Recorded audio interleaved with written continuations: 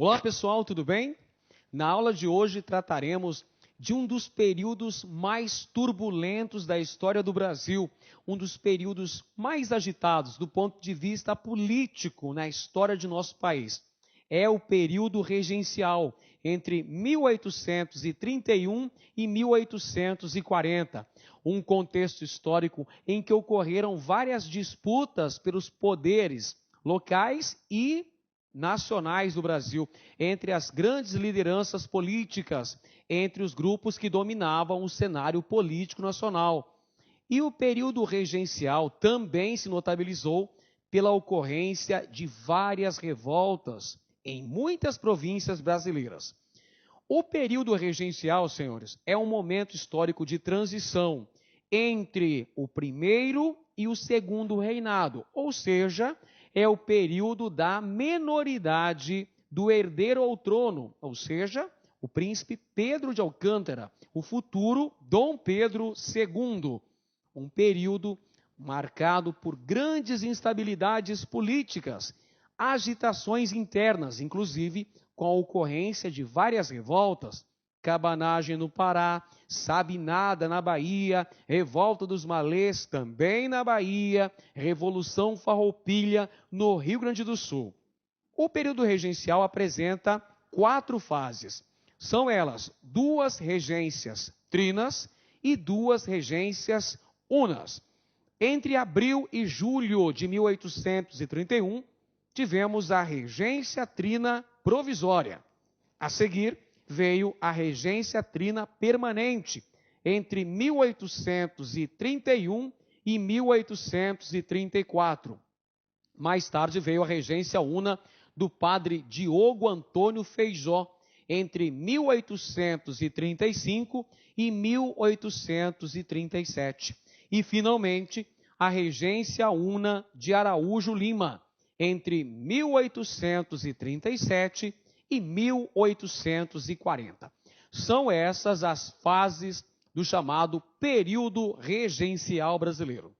Ao início deste período, nós tínhamos 3 tendências políticas que disputavam o controle nacional.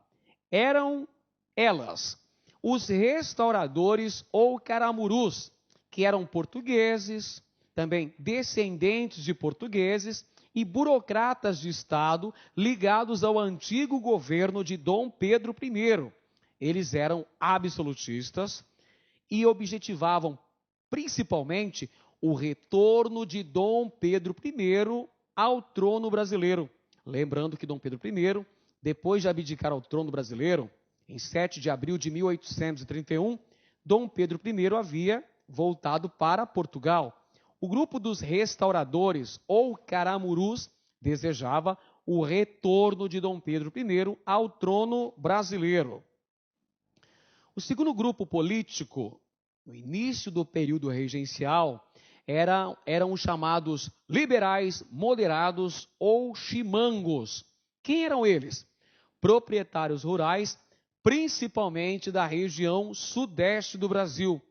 Eles defendiam a manutenção da ordem social estabelecida, ou seja, monarquia, latifúndio, escravidão e agroexportação. Em suma, senhores, o grupo dos liberais moderados eram monarquistas e escravistas. Defendiam o federalismo com forte controle do Rio de Janeiro, ou seja, eles eram centralizadores do poder político. Os liberais moderados se constituíram na principal força política que controlava o governo nessa época, durante as regências. Havia ainda um terceiro grupo político, denominado de liberais exaltados ou farroupilhas, ou ainda chamados de jurujubas. Eles eram proprietários rurais de regiões periféricas ou regiões sem influência do Rio de Janeiro, setores da classe média urbana e setores do Exército Brasileiro. Entre os seus principais objetivos estavam a defesa do fim da monarquia e até mesmo a proclamação da República em nosso país. Os liberais exaltados defendiam o federalismo, ou seja, defendiam autonomia provincial, e alguns chegavam até mesmo a pregar ideais democráticos. Por exemplo, aumentar o número de cidadãos ativos, ou seja, aqueles cidadãos que tivessem direito ao voto no Brasil. E um detalhe muito importante, senhores, são os liberais exaltados o principal foco das revoltas que sacudiram o período regencial brasileiro. No quadro temos aqui, senhores, uma evolução partidária do Brasil ao longo do período imperial, que é o período histórico em que estamos estudando na aula de hoje. Observe com atenção a tela. Durante o primeiro reinado, que corresponde ao governo de Dom Pedro I, tínhamos duas facções políticas, o Partido Português e o Partido Brasileiro. No início do período regencial, ou seja, em 1831, temos três tendências políticas rivais. Os restauradores ou caramurus, que defendiam o retorno de Dom Pedro I ao Brasil, os liberais moderados ou chimangos, que eram favoráveis à manutenção da ordem socioeconômica estabelecida, e os liberais exaltados ou farroupilhas, que se estabeleceram como o principal foco das revoltas que agitaram as regências. A partir de 1836, essas três tendências políticas acabam aglutinadas em dois partidos, em duas agremiações partidárias. O Partido Regressista, formado pelos restauradores e por uma ala liberal moderada, e o Partido Progressista, formada por uma ala liberal moderada e formada também pelos liberais exaltados. Já durante o governo de Dom Pedro II, isso a partir de 1840, nós temos os dois partidos políticos que vão se destacar na condução da política nacional: o Partido Conservador e o Partido Liberal. Pois bem, senhores, agora faremos uma análise com as principais características das quatro fases do período regencial, ou seja, a regência trina provisória, a regência trina permanente, a regência una de Feijó e a regência una de Araújo Lima. Vamos iniciar comentando as principais características da chamada regência trina provisória. A regência trina provisória governou interinamente o Brasil durante cerca de 3 meses, entre abril e julho de 1831. Formavam a regência trina provisória o brigadeiro Francisco de Lima e Silva, Nicolau Pereira de Campos Vergueiro e também José Carneiro de Campos. Estes dois últimos eram senadores. Durante esse período, houve a suspensão provisória do poder moderador. Afinal de contas, senhores, quem exercia o poder moderador no Brasil era o imperador. De acordo com a Constituição de 1824, o exercício do poder moderador era exclusivo do imperador. E lembre-se que nesse período das regências não temos imperador. Logo, ocorreu uma suspensão provisória do exercício do poder moderador. A proibição de se criar novos impostos, além da proibição de se fechar a Câmara dos Deputados. E uma outra incumbência da regência trina provisória foi a convocação de uma eleição para a formação de uma regência trina permanente. Esta regência trina permanente, senhores, governou o Brasil entre 1831 e 1834. Formava uma regência trina permanente o brigadeiro Francisco de Lima e Silva e os deputados João Braulio Muniz, representando as províncias do norte, e José Costa Carvalho, representando as províncias do Sul. Durante esse período, ocorreu a criação da Guarda Nacional, isso lá em agosto de 1831. O padre Diogo Antônio Feijó, que era ministro da Justiça, foi o responsável pela criação dessa nova milícia, a Guarda Nacional, que era inspirada na Guarda Nacional Francesa. Com isso, nós tivemos uma redução do papel do Exército e da Marinha Brasileira. E o interessante é que o comando dessa nova milícia, criada pelas regências, ficava a cargo dos coronéis.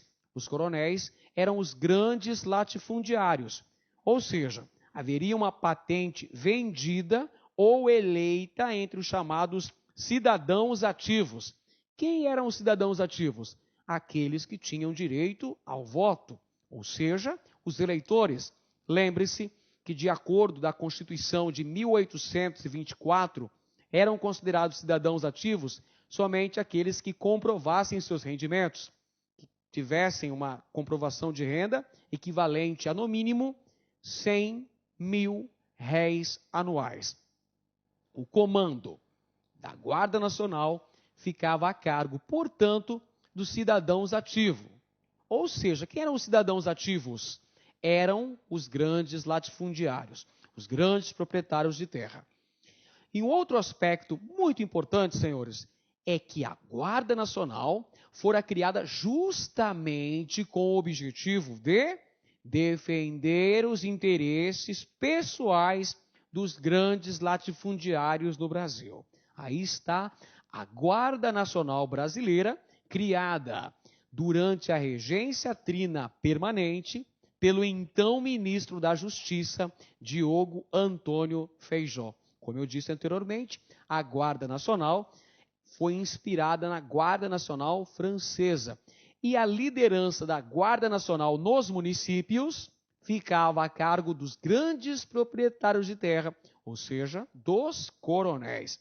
A criação da Guarda Nacional é a origem histórica do fenômeno do coronelismo no Brasil.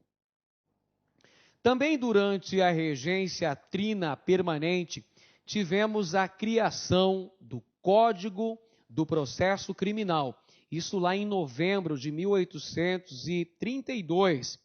Significou justamente o seguinte, senhores: uma autoridade judiciária e policial nos municípios, a cargo dos chamados juízes de paz, eleitos entre os grandes proprietários. Ou seja, os grandes proprietários agora tinham a incumbência de escolher os chamados juízes de paz, uma espécie de delegado que ia cuidar dos aspectos judiciários e policiais na esfera dos municípios brasileiros. Em 1834, ocorreu a promulgação do Ato Adicional. O que vem a ser esse Ato Adicional, senhores? É uma reforma constitucional, uma reforma na Constituição de 1824. O objetivo era promover uma conciliação entre os interesses dos moderados e dos exaltados. Através do Ato Adicional de 1834, tivemos a criação das Assembleias Legislativas Provinciais. Entretanto, a capital continuou nomeando os presidentes de província. Perceba o seguinte, meus senhores: a criação das Assembleias Legislativas dá uma certa autonomia para as províncias, na medida em que são os eleitores das províncias os responsáveis pela escolha dos deputados que irão formar as Assembleias Legislativas. Entretanto, é importante destacar que o cargo de presidente da província, que corresponde ao atual cargo de governador de estado, continuava sendo uma incumbência do poder central. Ou seja, o Rio de Janeiro, capital do Império, nomeava os presidentes de província. O Rio de Janeiro foi transformado em município neutro pelo ato adicional de 1834. E uma outra mudança fundamental estabelecida pelo ato adicional de 1834 foi a transformação da regência trina em regência una, ou seja, eram 3 regentes até então. A partir de agora, passa a ser apenas um regente. Então, nós temos o final da regência trina e o estabelecimento da regência una. E ainda uma outra característica importante do ato adicional de 1834 foi a suspensão do exercício do poder moderador e do Conselho de Estado até o fim do período regencial. Enquanto vigorasse o período regencial, não teríamos o exercício nem do poder moderador, nem tampouco do Conselho de Estado. Observe agora com atenção esta tabela, senhores, que mostra os principais produtos agrícolas que faziam parte da pauta de exportação brasileira durante o período regencial, entre 1831 e 1840. O que é fundamental você perceber? Fundamental, meu caro aluno, é notar que ainda durante o período regencial, nós tivemos o surgimento de um importante produto agrícola que vai se tornar o principal produto de exportação do Brasil durante todo o segundo reinado e durante as primeiras décadas do século XX também. Este produto é o café, senhores. Já no período regencial, o café respondia por 43,8% da pauta das exportações brasileiras. E as principais áreas de produção eram o Rio de Janeiro, São Paulo e Minas Gerais. A seguir, vinha a produção de açúcar, que respondia por cerca de 25% da produção brasileira, no Rio de Janeiro, Bahia, Pernambuco, Pará e São Paulo, seguido do algodão, 11%, no Maranhão, Ceará, Pernambuco, Bahia e Minas Gerais. A seguir vinha o couro, o fumo e os demais produtos. O fundamental é você perceber que ainda durante o período das regências, o café despontou como o principal produto da economia brasileira. Pois bem, senhores, agora vamos analisar a regência una do padre Diogo Antônio Feijó, entre 1835 e 1837. A regência de Feijó representa o período chamado de avanço liberal. Durante a regência do padre Feijó, foram adotadas várias medidas de cunho descentralizador, senhores. Vale dizer que as províncias passaram a gozar de certa autonomia. Por isso que esse período é chamado de avanço liberal. Entretanto, esse avanço liberal acabou proporcionando a eclosão de várias revoltas pelo país, tais como a cabanagem no Pará, a sabinada na Bahia e a Revolução Farroupilha ocorrida na província do Rio Grande do Sul. Durante a regência una do padre Feijó, ocorre uma divisão entre os liberais moderados, que vão se dividir, melhor dizendo, que vão se separar em duas alas diferentes, em duas alas rivais. Temos, por exemplo, a ala dos progressistas, que posteriormente seriam denominados de liberais. Quem eram os progressistas? Eram elementos da classe média urbana, alguns proprietários rurais e alguns membros do clero católico. Eles eram favoráveis ao governo do padre Feijó e favoráveis ao ato adicional de 1834, ou seja, favoráveis ao avanço liberal, favoráveis à adoção dessas medidas de cunho descentralizador. Do outro lado, senhores, estava a outra ala, os chamados regressistas, que posteriormente seriam denominados conservadores. Quem eram eles? Ora, eles eram a maioria dos grandes latifundiários. Eram também os grandes comerciantes e burocratas de Estado. Eles eram centralizadores e contrários ao ato adicional. Eles achavam que o ato adicional havia sido um grande erro, que havia despertado o vulcão da anarquia, ou seja, que havia contribuído para a ocorrência das revoltas provinciais. O aumento da pressão, o aumento da oposição de vários setores, principalmente dos regressistas, e também a ocorrência das revoltas provinciais, levam o regente Feijó a renunciar em 1837, sendo eleito posteriormente Francisco de Araújo Lima, que governou o Brasil entre 1837 e 1840. O governo de Araújo Lima, senhores, representa o chamado retorno conservador. Araújo Lima era do grupo regressista. Olá, meus amigos, com licença, estou interrompendo a sua aula, mas é para dar um recadinho muito importante para você.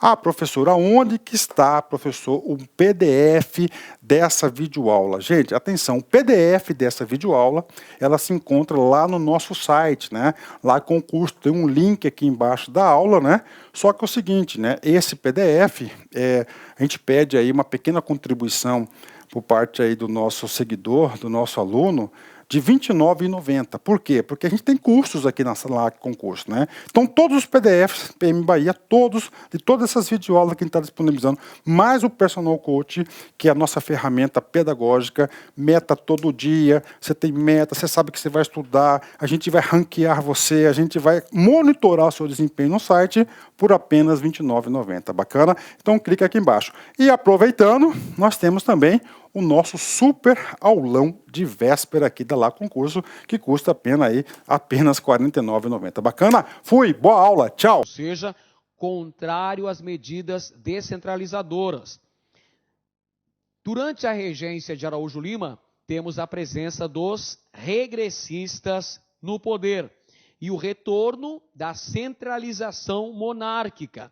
Os regressistas acusavam essas medidas descentralizadoras, tais como o Ato Adicional de 1834, como os grandes responsáveis pela ocorrência das revoltas provinciais.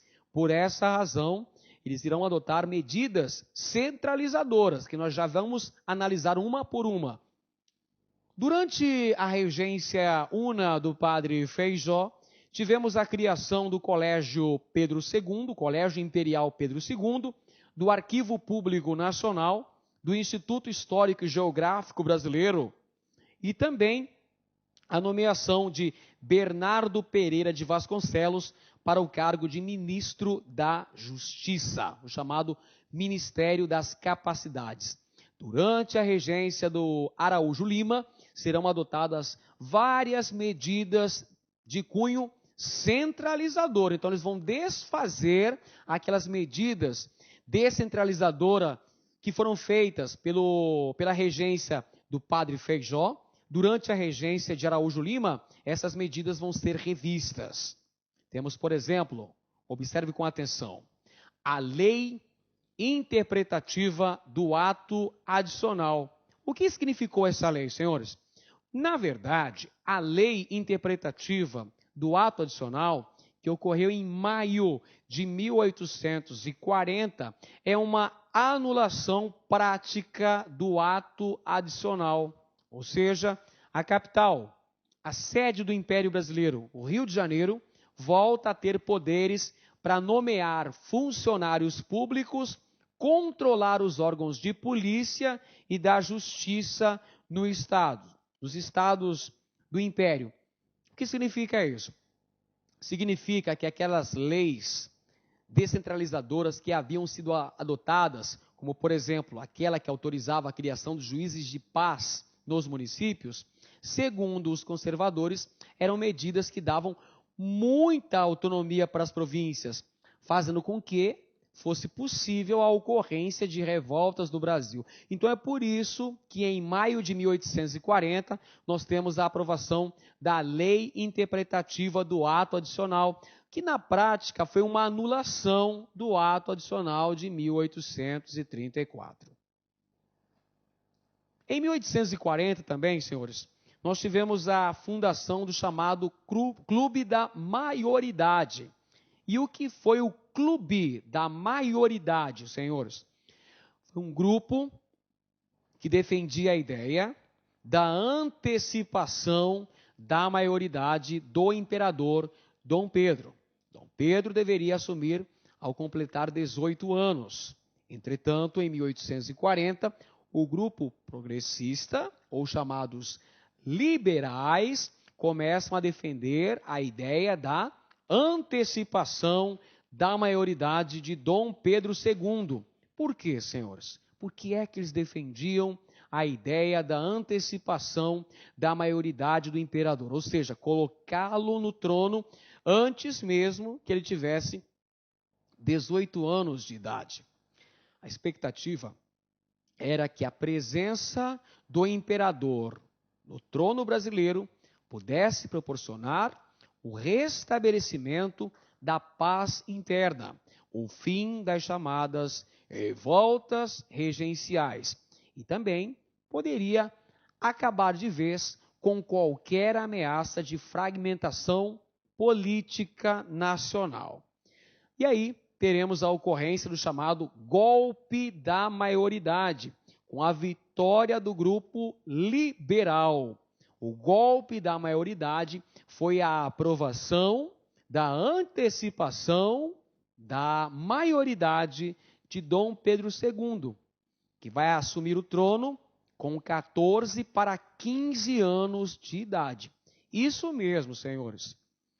Ocorreu a antecipação da maioridade do imperador, que acabou assumindo o trono ainda com cerca de 15 anos incompletos, 14 para 15 anos de idade, o que representa o fim do período regencial, mas não significa necessariamente o fim de todas as revoltas, uma vez que a mais duradoura, a mais longa e mais importante revolta do período regencial continuou existindo, que foi a Revolução Farroupilha, que durou 10 anos, entre 1835 e 1845.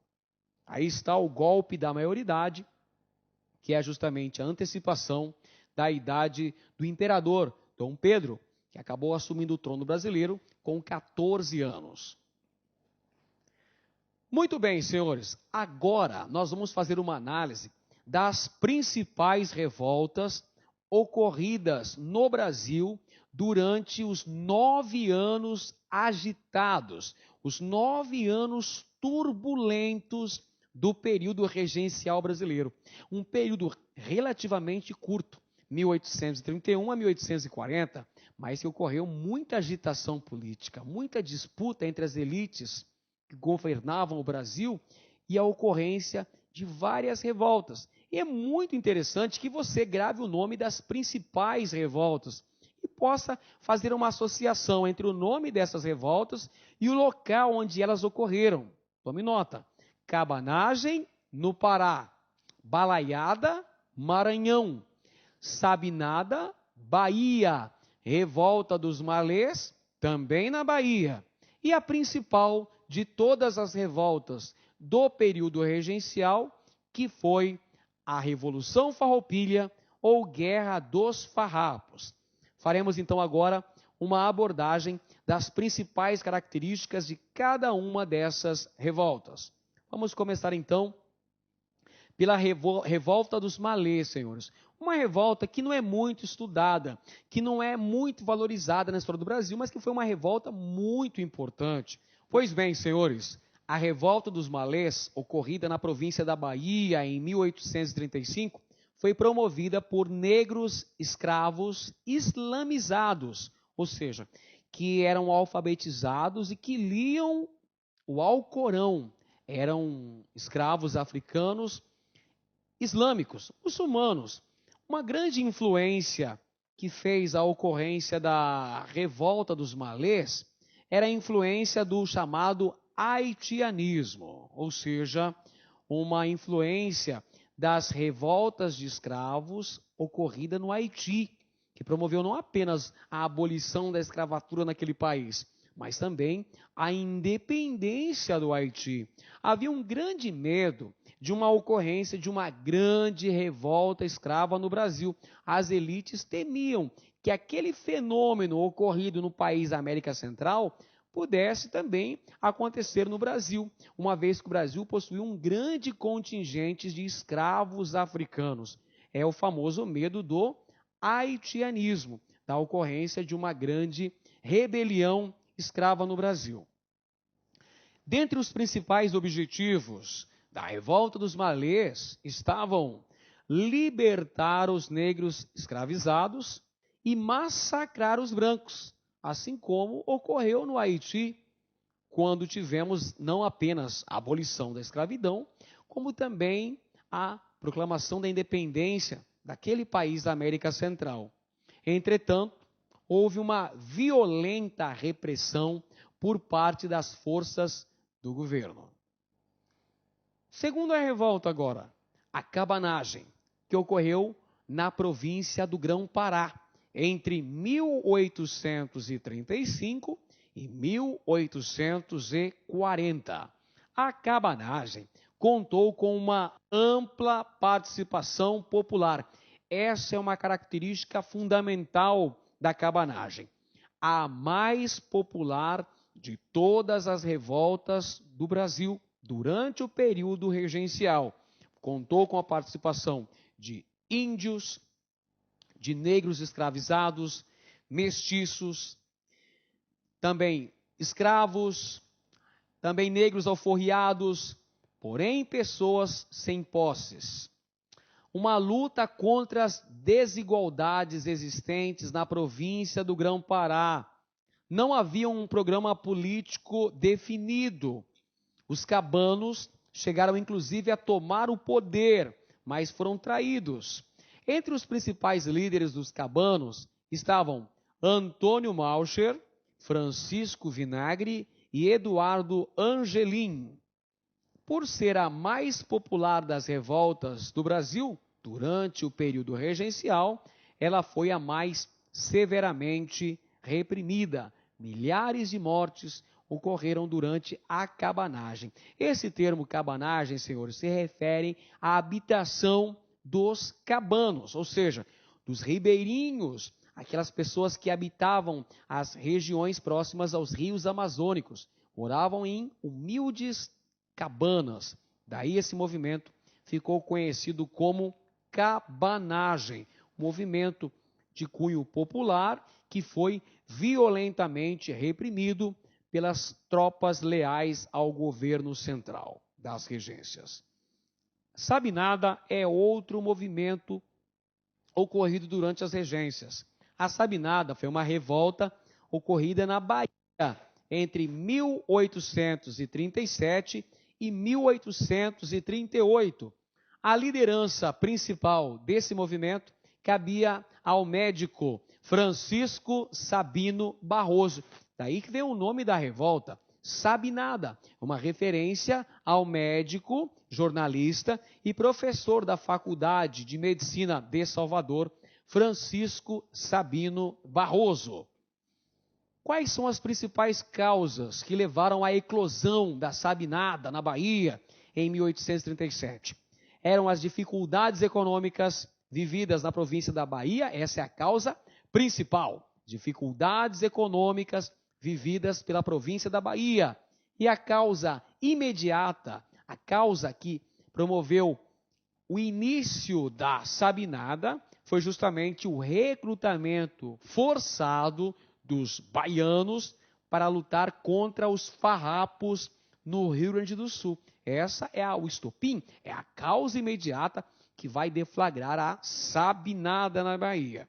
O objetivo principal dos componentes dessa revolta era proclamar uma república provisória até a maioridade do imperador Dom Pedro II. Dentre os objetivos dos membros, dos componentes da Sabinada, estava a fundar a chamada República Baiense, uma república que teria duração efêmera até a chegada do imperador Dom Pedro II no poder. Esse movimento contou com a adesão da classe média urbana e de alguns setores do exército. Entretanto, houve uma violenta repressão por parte das forças centrais das regências, e os líderes acabaram presos ou mortos e expulsos da Bahia, como é o caso de Francisco Sabino Barroso, que recebeu como pena o degredo.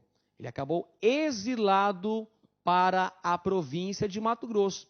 A província de Mato Grosso, que naquela época, durante a regência, era uma das mais isoladas do Brasil.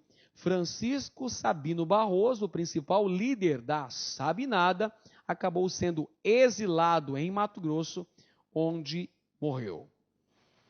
Falaremos agora sobre mais uma revolta, senhores. Agora é a vez da chamada Balaiada, ocorrida no Maranhão entre 1838 e 1841. Dentre as principais lideranças da Balaiada estavam Manuel dos Anjos Ferreira, o popular Balaio, além de Raimundo Gomes, o Cara Preta, e o negro Cosme Bento. Esses eram os principais líderes. As causas principais que deflagraram o início da Balaiada foram a pobreza generalizada com a concorrência do algodão dos Estados Unidos, os privilégios concedidos aos grandes latifundiários e comerciantes portugueses, além de vinganças pessoais. Percebe-se que na Balaiada não havia um projeto político único de tomada do poder. Havia uma grande desunião entre os participantes desse movimento. Também temos uma influência do haitianismo. Entretanto, os participantes da Balaiada, a Guerra do Maranhão, acabaram manipulados e traídos pelos liberais locais, que eram chamados de bentevis. Esse movimento acabou sendo reprimido por Luiz Alves de Lima e Silva, o futuro Duque de Caxias. Aliás, ele tem esse título porque Caxias era uma cidade muito importante do Maranhão nesse período, a segunda cidade mais importante do Maranhão, ficando atrás apenas da capital, São Luís. A cidade de Caxias caiu na mão dos balaios. E é Luiz Alves de Lima e Silva que vai pacificar o movimento, vai promover a repressão. Luiz Alves de Lima e Silva foi o grande pacificador das revoltas regenciais. Ele reprimiu a Balaiada do Maranhão e também a Revolução Farroupilha ou Guerra dos Farrapos no sul do Brasil. Por isso que recebeu o título de Duque de Caxias. Agora trataremos, senhores, da mais longa e mais importante revolta regencial. E aqui cabe até um parênteses.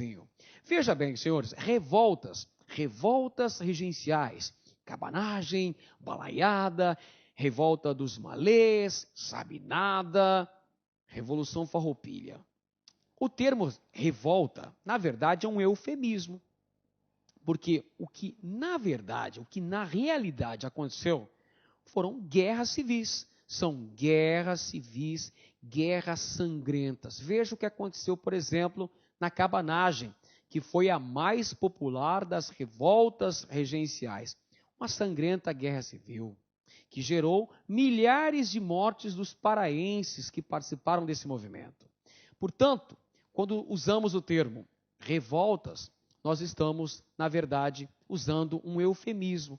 O que aconteceu na realidade no Brasil foram verdadeiras guerras civis. E a mais importante de todas desse período foi a Revolução Farroupilha, também conhecida como Guerra dos Farrapos, travada ao longo de 10 anos, entre 1835 e 1845, a mais elitista e mais longa de todas as revoltas. Entre as principais lideranças estavam os grandes estancieiros, grandes criadores de gado. Lembre-se que o Rio Grande do Sul se destacava pela produção de charque, pela produção de carne seca. Os principais líderes da Revolução Farroupilha são Bento Gonçalves, o principal líder, Davi Canabarro e Giuseppe Garibaldi, o chamado herói dos dois mundos.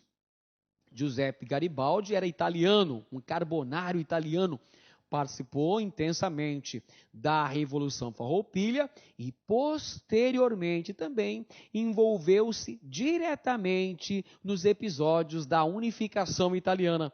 É por isso que Garibaldi é conhecido como o herói dos dois mundos. Lutou aqui no Novo Mundo, na América, durante a Revolução Farroupilha, e lutou também no Velho Mundo, na Europa, durante o processo de unificação italiana. Causas principais. Senhores, é fundamental dominar as causas dessas revoltas. No caso da Revolução Farroupilha, eram os altos impostos taxados sobre a produção de charque gaúcho. Eu acabei de dizer agora há pouco. O Rio Grande do Sul destacava-se pela criação de gado e pela produção de charque.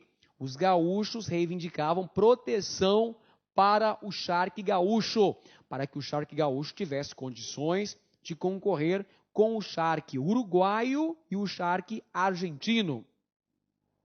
Temos também os baixos impostos de importação sobre o charque platino, no caso argentino e uruguaio. Perceba claramente quais eram as reivindicações dos gaúchos. Eles queriam uma proteção para a produção de charque local e, ao mesmo tempo, queriam que se elevassem os impostos de importação sobre o charque platino, que era concorrente do charque gaúcho. Além disso, um outro fator preponderante para a ocorrência da Revolução Farroupilha foi a nomeação do presidente da província, ou seja, o cargo de governador, pelo Rio de Janeiro, contrário aos interesses dos gaúchos. Os gaúchos defendiam o quê, senhores? Defendiam autonomia política, autonomia provincial. Eles queriam ter o direito de nomear um presidente de província gaúcho. Com isso, nós tivemos a ocorrência da Revolução Farroupilha, em 1835, com a proclamação da República do Piratini, ou República Rio-Grandense. O Rio Grande do Sul, a partir de 1835. Portanto, você deve ter percebido que uma característica foi a adoção do regime republicano. Como os gaúchos não tiveram seus objetivos atendidos pelo governo regencial, eles acabaram proclamando uma república independente, a República do Piratini, também conhecida como República Rio-Grandense. Por isso que você pode dizer que a Revolução Farroupilha tinha cunho republicano e separatista. Houve a fundação de duas repúblicas no sul do Brasil. A República do Piratini, no Rio Grande do Sul, a partir de 1835, e a República Juliana, em Santa Catarina, de julho a novembro do ano de 1839. Quem fundou a República Juliana foi o italiano Giuseppe Garibaldi. Por que a Revolução Farroupilha é a mais longa das revoltas regenciais? Devido à grande experiência de combate, as chamadas guerras de fronteira. Os gaúchos tinham grande experiência no combate nessas guerras fronteiriças, fronteira com o Uruguai, fronteira com a Argentina, e além disso, haviam recursos econômicos provenientes da elite provincial, dos grandes criadores de gado, para manter essa guerra que perdurou 10 longos anos. Não havia, entretanto, uma unanimidade entre os farrapos. Para os senhores terem uma ideia, Porto Alegre apoiou o governo central. Em 1845, aconteceu a assinatura de um acordo de paz que colocou fim definitivamente à Revolução Farroupilha. É o famoso Acordo de Paz de Ponche Verde, que estabeleceu anistia aos envolvidos gaúchos, a incorporação dos farrapos no Exército Nacional com a mesma patente que ocupavam no Exército Farroupilha, a permissão para escolher o presidente de província, a devolução das terras confiscadas durante a guerra e a proteção ao charque gaúcho da concorrência externa. Dessa maneira, encerrava-se a mais longa revolta da história do Brasil, a Revolução Farroupilha, que durou 10 anos, entre 1835 e 1845. Olá, meus amigos! E aí, gostou da nossa videoaula? Ótimo, bacana. Então, estou aqui mais uma vez para convidar você a adquirir o material de apoio aí. A gente está pedindo aí uma contribuição simbólica aqui da Lá Concurso por R$ 29,90, né? Todos os PDF, mais essa metodologia aí fabulosa do Personal Coach. Eu vejo que muitos alunos não conseguem ter alta performance porque não conseguem elaborar um plano de estudos, né? Uma sequência coerente, prioritária. Ele vai se perdendo no conteúdo. Então, o Personal Coach vai te ajudar bastante nisso por apenas R$ 29,90. E, claro, a chamada daquela cerejinha do bolo que vai coroar a sua preparação para esse concurso inédito aqui da PEM Bahia. O nosso super aulão de véspera, tá? Aqui estão os professores aqui, já estão todos eles contratados, combinei com todo mundo já, 30 horas, né? Cada professor vai gravar blocos de 30, por exemplo, vou pegar aqui o professor Edenilson, né? 2 horas, então ele vai ter 4 blocos aí, tá? 4 blocos de 30 minutos, né? Isso aqui não será disponibilizado no YouTube, será lá na nossa plataforma do Lá Concursos, o link está aqui para você fazer a sua inscrição, né? Por apenas R$ 49,90. Tudo bem, gente? Então, um forte abraço, espero vocês. Tchau, fui! Clique lá